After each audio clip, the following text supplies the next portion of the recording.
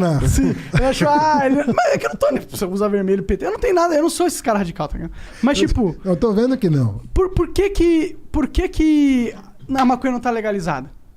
É uma pauta de vocês. Eu acredito que deveria ser, pelo menos. Faz todo sentido. Porque a maconha foi algo político, ser usado político pra submeter... Mesmo aquela coisa da escravidão. Você aprova uma lei que só o alfabeto pode votar. Alfabetizado pode votar. Tá. E aí, nos Estados Unidos, aconteceu a mesma coisa. Tu pegava... o que a comunidade tá usando? Maconha. Na comunidade negra. Que ela tá usando? Maconha. Vamos fazer o quê? Vamos proibir maconha? Porque aí nós temos uma desculpa pra proibir a comunidade. É muito recente a proibição da maconha. Então, isso é uma pauta que, pô, em teoria máxima... Estourou assim, nos Estados Unidos lá, foi o gatilho pra uma porrada de coisa.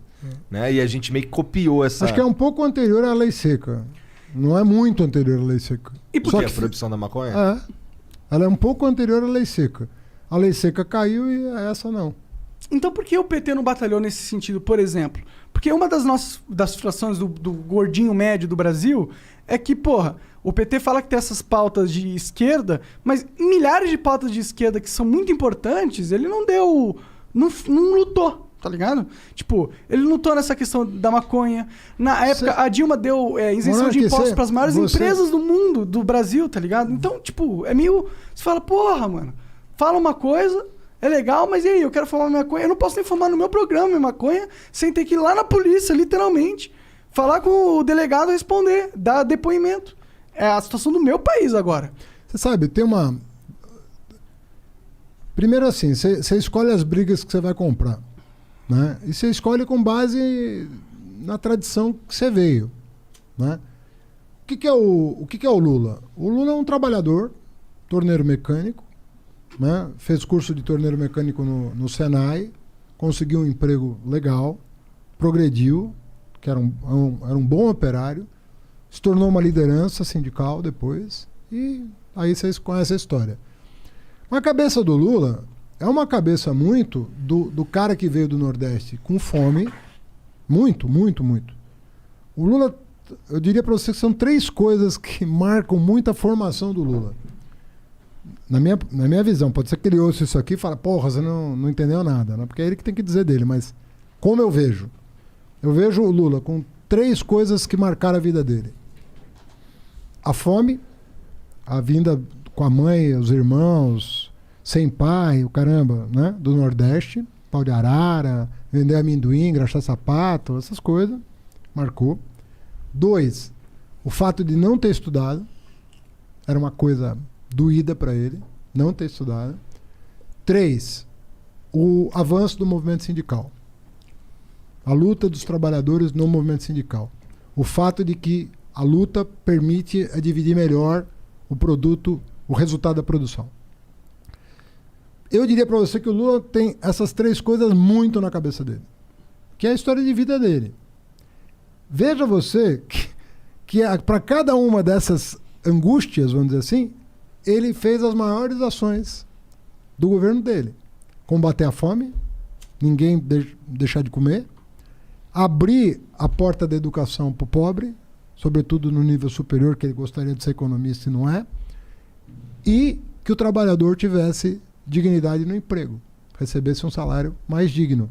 E no governo dele, todo ano, o trabalhador avançava um pouquinho umas casas e podia comprar mais, podia viver melhor. É o tal da picanha com a cerveja que ele brinca, né? Uhum. É a vida dele. Ou seja, se ele fosse maconheiro, a maconha estaria liberada.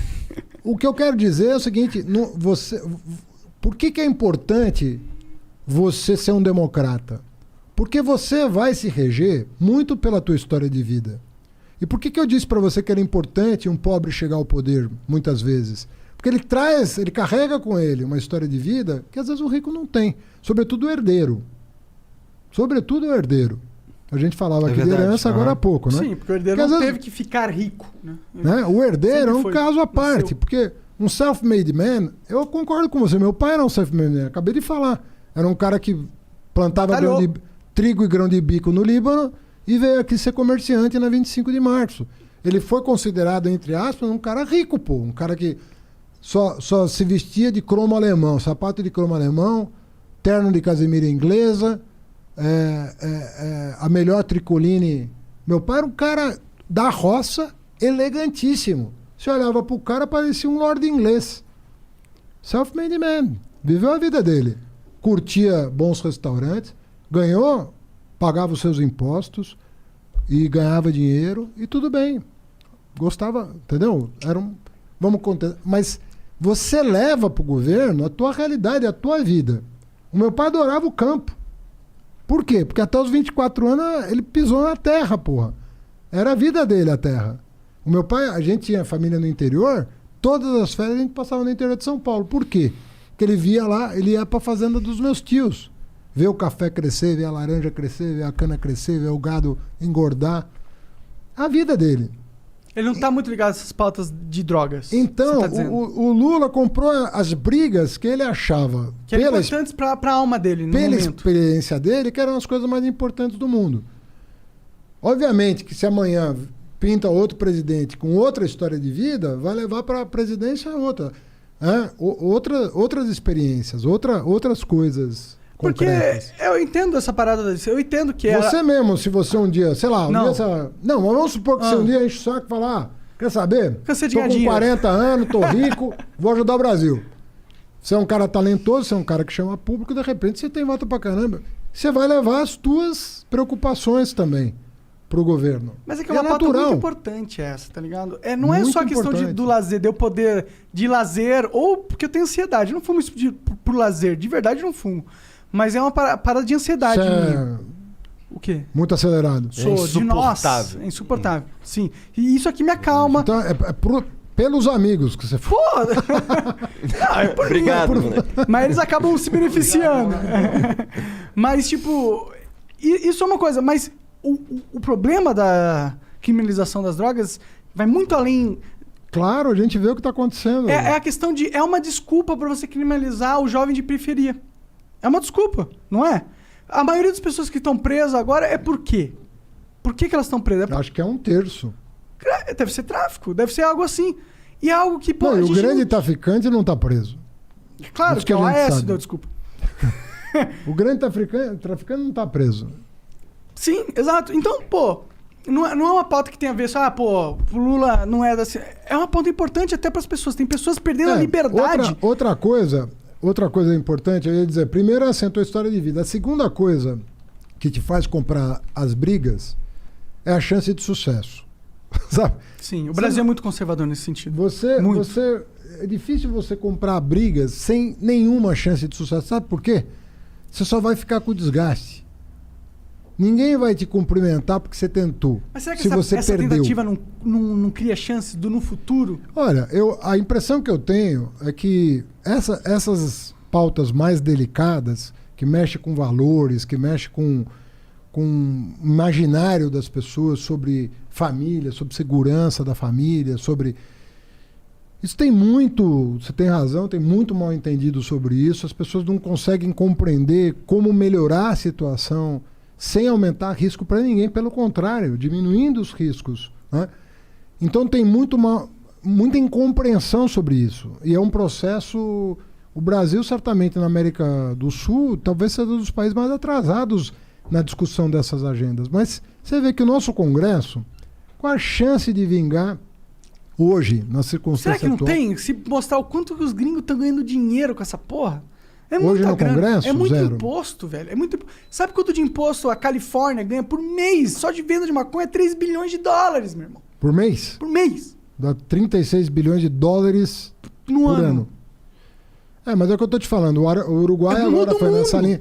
Porque é o seguinte, É que o Uruguai, eu tava falando pra ele. sabe qual foi o erro do Uruguai também, né? O erro? É, O você sabe. Estado Você não sabe? controla a produção, caralho. Isso eu não sabia. É um erro do Uruguai. O Uruguai. Tipo, hoje o em dia, se eu Estado quiser controla- plantar na minha casa e vender, eu não posso. Eu tenho que ter uma autorização. Tem que ser uma farmácia pra vender, entendeu? Isso é muito ruim. Porque o que Não acontece? é como na Holanda. Não, como nos Estados Unidos. Você restringe demais a demanda. Quando você. A oferta. Quando você restringe a oferta, o que as pessoas vão fazer? Tem uma demanda.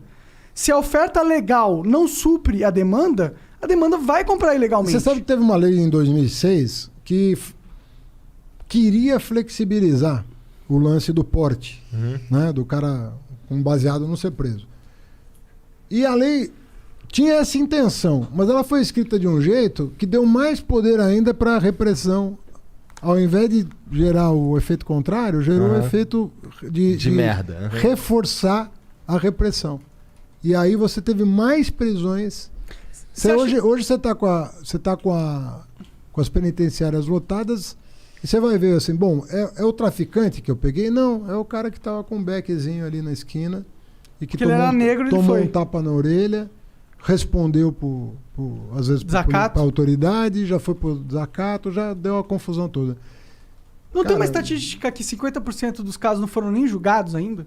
Ah, é 40%. Que absurdo! Eu tô na cadeia, eu não sei nem por que eu tô na cadeia, o Estado nem sabe por que eu tô na cadeia, o Estado nem foi averiguar o porquê eu tô na cadeia, se tá justificado eu estar na cadeia, não tá justificado. Não é um absurdo isso?